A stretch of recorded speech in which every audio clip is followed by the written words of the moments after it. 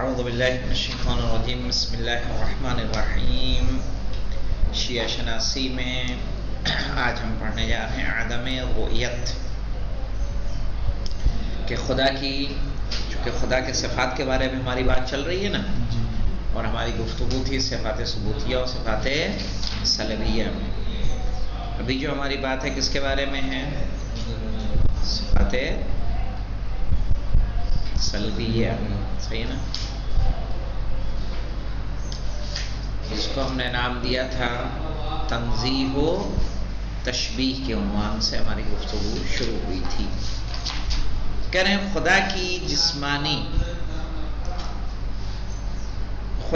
جسمانیت کے انکار کا لازمہ، جب ہم خدا جسم نہیں رکھتا، جب ہم یہ کہتے ہیں تو اس کا لازمہ کیا ہے کہ آنکھوں کے ذریعے رؤیت باری تعالیٰ کے انکار کا مسئلہ ہے،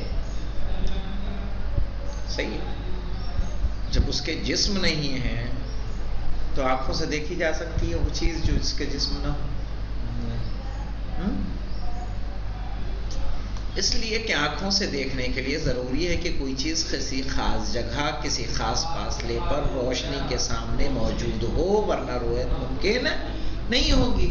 بھئی قابل دید روشنی بھی ہونی چاہیے، معین فاصلہ ہونا چاہیے، بہت دور رہے گا تب بھی دکھائی نہیں دے گا، بہت نزدیک کر دیا جائے آنکھوں کے تب بھی نہیں دکھے گا، کوئی چیز آنکھوں سے چپکا دی جائے دکھے گا؟ نہیں دکھے گا۔ تو دیکھنے کے لیے ایک روشنی درکار ہے اور ایک فاصلہ درکار ہے، اور اس چیز کا جسم رکھنا بھی درکار ہے تاکہ انسان اس چیز کو دیکھ سکے۔ بدیہی طور پر ان تمام شرائط کا لازمہ جسمانیت ہے یا نہیں ہے؟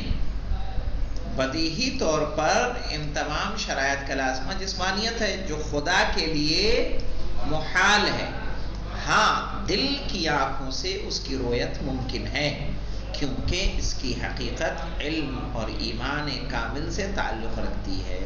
اسی لیے ائمہ طاہرین علیہ السلام ظاہری آنکھوں سے خدا کی رؤیت کا شدت سے انکار کرتے تھے، اور ساتھ ہی ساتھ رؤیت قلبی کی تاکید فرماتے تھے، صحیح ہے؟ اور وہ مولا کائنات کی جو بات حدیث مشہور ہے اس سلسلے سے، آئیے دیکھتے ہیں۔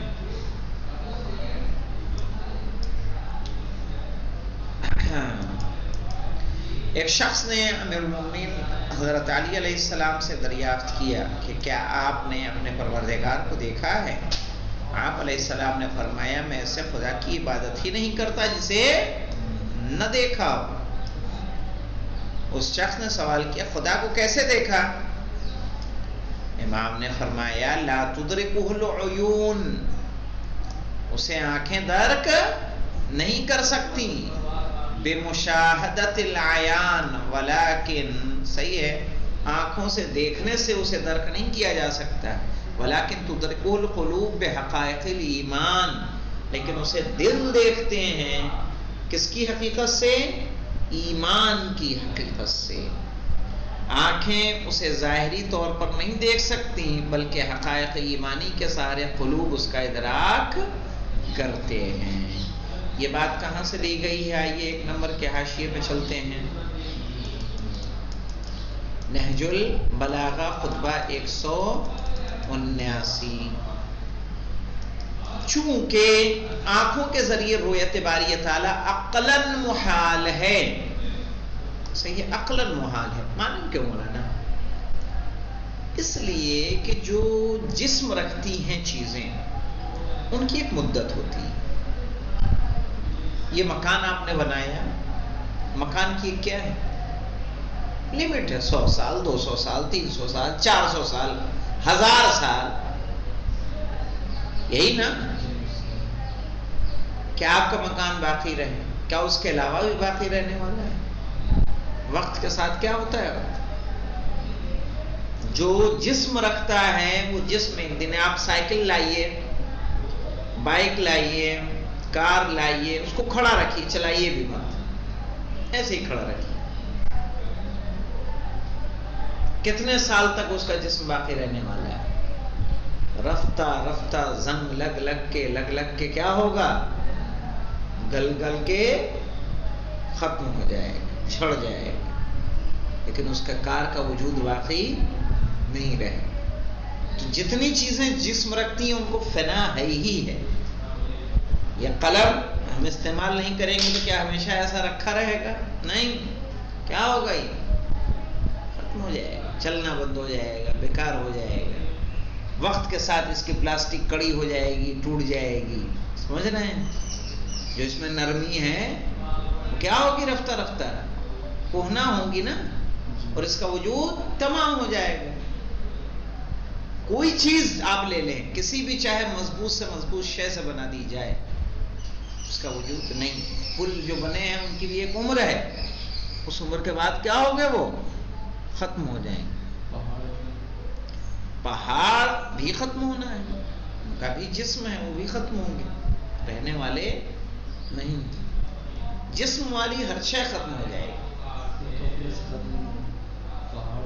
اپنے سے نہیں ختم ہوگا لیکن دوسرے وجوہات سے ختم ہوگا۔ چونکہ آنکھوں کے ذریعے رویت باری تعالیٰ عقلاً محال ہے، عقلاً وہ جسم نہیں رکھ سکتا، لہذا رویت بصری کے لیے آیات و روایات کا سہارا نہیں لیا جا سکتا۔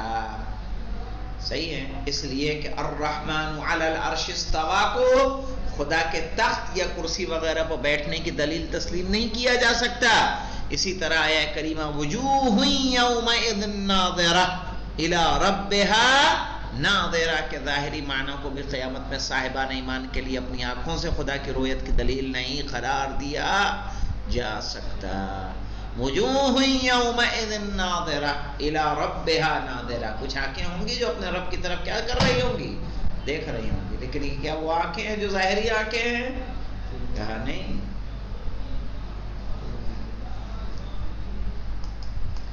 اسی طرح سے پیغمبر اکرم صلی اللہ علیہ وسلم کی جانب منسوب یہ روایت کہ مومنین خدا کو روز قیامت اس طرح دیکھیں گے جیسے 14ویں کے چاند کو دیکھتے ہیں، بھی قابل قبول نہیں ہے، اس لیے کہ قرآن کے ظاہری معنی یا کوئی حدیث عقلی قطعی حکم سے ٹکرا رہے ہوں اور تجسیم و تشبیہ کے مستلزم ہوں تو یہ آیت کہ ایسے معنی یا ایسے حدیث کو قبول نہیں کیا جا سکتا، بلکہ یا تو ان کی تعویل کی جائے گی یا توقف کیا جائے گا۔ مومنین خدا کو روز قیامت اسی طرح دیکھیں گے جیسے 14ویں کا چاند دیکھتے ہیں، تو یا تو اس روایت پہ توقف کریں گے، یہیں ٹھہر جائیں گے اور کہیں گے کہ یہاں مراد کچھ اور ہے، آئے سمجھ میں؟ یا کیا کہیں گے؟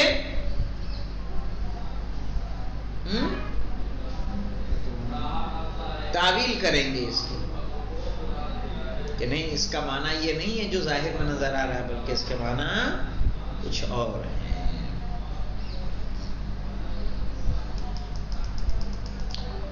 حلول و اتحاد کا انکار، حلول اور اتحاد کا انکار کیا مطلب ہوتا ہے؟ حلول کرنا والا۔ آپ نے ہندوز کے ہاں یہ نمایاں کیا ہوگا، کوئی بچہ ہوتا ہے اس کے اندر کچھ کرامات پائے جا رہے ہیں، کیا کہتے ہیں اس میں؟ کیا ہے یہ؟ شیو کا اوتار ہے، سمجھ لیجیے، بھگوان کا اوتار ہے۔ یعنی کیا مطلب ہوتا ہے؟ وہ اس میں آ گئے ہیں، ہے نا؟ اس کو کہتے ہیں حلول کرنا۔ ایک انسان ہوتا ہے جس پہ بظاہر جن چڑھا ہوتا ہے، عورت ہے لیکن بات کر رہی کس کی آواز میں؟ مرد کی آواز میں، کہ اس میں کون آ گیا ہے؟ مرد، ایک جن آ گیا ہے۔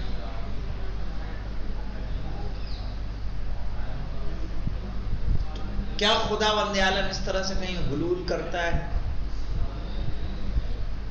کہ حج کے ایام میں معاذ اللہ خانہ کعبہ میں آ جاتا ہوں، محرم میں گیا کہ ایام میں کربلا پہنچ جاتا ہوں، کسی شے میں آ جاتا ہوں، معاذ اللہ معاذ اللہ؟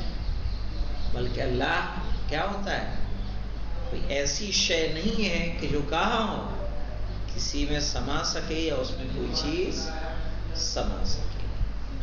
تنزیہ کا ایک اور لازمہ خدا کے بارے میں حلول اور اتحاد کا انکار ہے۔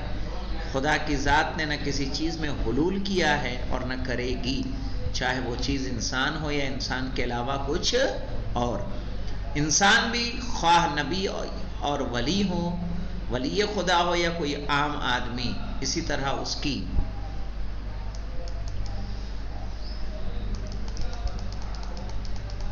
ذات کسی شے کے ساتھ نہ متحد ہوئی تھی نہ ہوگی، اس لیے کہ حلول اور اتحاد کے حقیقی معنی کا لازمہ نقص اور احتیاج ہے۔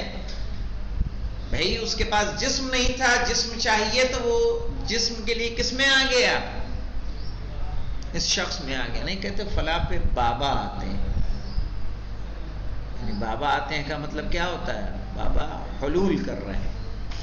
بابا کا اپنا کوئی جسم نہیں ہے تو کیا کر رہے ہیں؟ اس جسم کا سہارا لے رہے ہیں۔ تو یہ نقص ہے یا نہیں ہے؟ اور اللہ میں کسی طرح کا نقص نہیں ہے۔ حلول کرنے والی چیز محل کی محتاج ہوتی ہے، اسے ایک جگہ چاہیے ہوتی ہے، اور اتحاد و ترکیب محدودیت کا مستلزم ہوتا ہے۔ مثلا ہمیں بیٹھنا ہے تو بیٹھنے کے لیے ہم کیا مانگتے ہیں؟ کرسی لا تاکہ بیٹھیں۔ تو ہم محتاج ہوئے کہ نہیں ایک جگہ کے؟ ہمیں کلاس کرنی ہے، ہمیں جگہ چاہیے کہ نہیں چاہیے؟ صحیح ہے، کیوں؟ کیونکہ یہ ہماری ضرورت ہے۔ کرے اتحاد و ترکیب محدودیت کا مستلزم ہوتا ہے۔ جو چیز متحد ہوتی ہے، جو چیز کسی میں حلول کرتی ہے، وہ کیا ہوتا ہے مولانا؟ محدود ہوتی ہے۔ کیوں؟ ابھی ہمارے پاس کلاس کے لیے یہ روم ہے، اس میں کچھ اور کرنا چاہیں، میز اور کرسی کے بلیک بورڈ کے درمیان فاصلہ کرنا چاہیں، ممکن ہے۔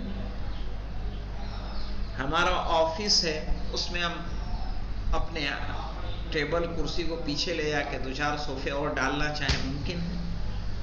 کہیں گے جگہ نہیں ہے، مجال نہیں ہے، کیونکہ جو چیز مرکب ہوتی ہے، جو چیز کسی میں حلول کرتی ہے، متحد ہوتی ہے، اس جگہ اس کے لیے کیا ہوتی ہے؟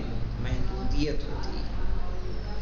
یا بعض اس بنا پر حضرت عیسیٰ علیہ السلام کے جسم میں خدا کا حلول یا ان سے ذات الہی کے اتحاد کا عیسائیوں کا عقیدہ درست نہیں ہے۔ کہتے ہیں نا کہ عیسیٰ کے اندر خدا کیا ہو گیا ہے؟ حلول کر گیا ہے۔ اب یہ عیسیٰ نہیں بول رہے، کون بول رہا ہے؟ خدا بول رہا ہے۔ بعض مسلم عرفاء اور اہل تصوف کے بعض عبارتیں جو حلول یا اتحاد پر دلالت کرتی ہیں، ان کی تعویل ضروری ہے، اور اگر کوئی ان کے ظاہری معنی کا واقعاً معتقد ہے تو وہ کیا ہو جائے گا؟ کافر ہو جائے گا۔